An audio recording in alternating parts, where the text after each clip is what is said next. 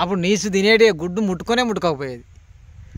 ఏమున్నా జామకాయలు, మామిడికాయలు, చింతపలకాయలు, పజ్జొన్న కంకులు వెళ్ళిపోయేది. అవి ఒక దగ్గర ఉండేది అనే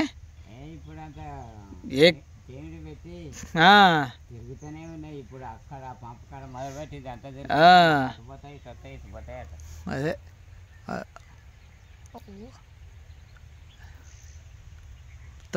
పైన వండుకున్నది అది పైన అని సోపతిగా ఎవరు లేనట్టు ఒంటరిగాడు ఉన్నట్టున్నది. మిగిలిపోయింది. ఆ గుంపు ఎక్కడ పోయిందో.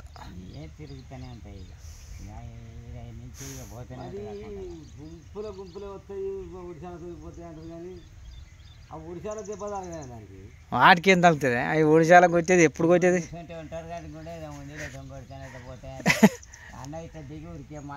మళ్ళీ వస్తూనే ఉండే.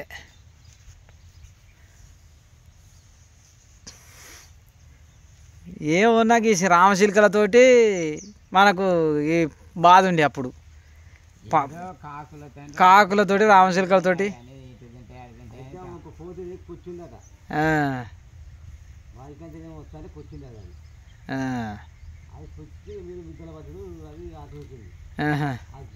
గుంపు తయారు కాలే.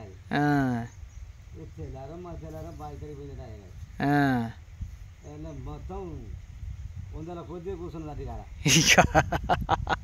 100 కోసి కూర్చున్నది. ముసలి మాట పడి ఆయన మారిన పడి ఈడే మనకు వచ్చి కొడుకు వేసుకున్నాయట. కాలువ పోతుందట. పెద్ద కెనాలు కాలువ పోతుందట. దాని పక్క పడి కాలువ పోయి కూర్చున్నాడు. కాలువ పడి పోవాలి.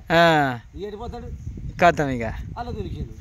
చచ్చిపోయింది. అబ్బా అవి కూడా మాట గుర్తుపడతాయి. వాటికి ఇంకేడిపోతాడు. అప్పట్లేక ఏ భూమిని వదులుతలేరా, గుట్టలను వదులుతలేరా, గుండెలను వదులుతలేరా, ఏనెలను వదులుతలేరా. తాసుబాబును పుట్టొద్దట.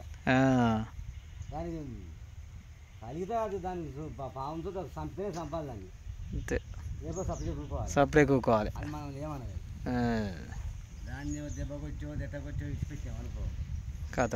నువ్వు తాడి చెట్టు ఎక్కినా పోయింది.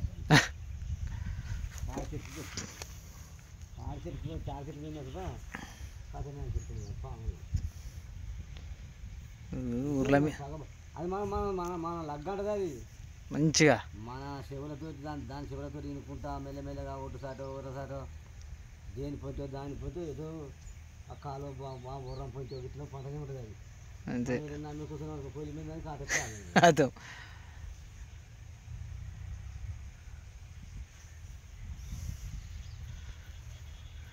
చిన్నగా ఉన్నప్పుడు పొద్దుతిరుగుడు చేను ఎత్తే మా బుజ్జి మా అన్న బిడ్డ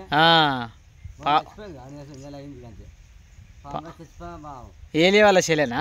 చచ్చిపోయింది. అన్నప్పుడు పామేనా అది? ఆమె వద్దకొనక నార్బిక పోయింది.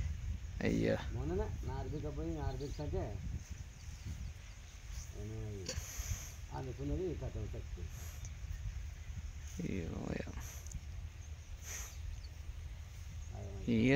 ఏడ చూడు కోతుల దాడి, గుడ్డెలుగుల దాడి, పులుల దాడి ఇదే నడుస్తుంది. ఎక్కడ ఏ ఊర్లో చూసినా ఏరియాలు లేవు గుడ్డెలు, కానీ కోతులు అయితే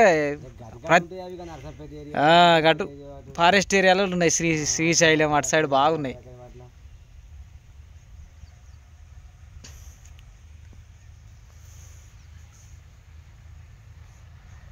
అవి మంచిగా గుట్టల పొంటి, గుండ్ల పొంటి, చెరువుల అడవిల పొంటి మంచిగా తిరిగేది. ఇక చెట్ల పొంటి తిరిగి ఆన్నే బండి ఆన్నే ఉండేది.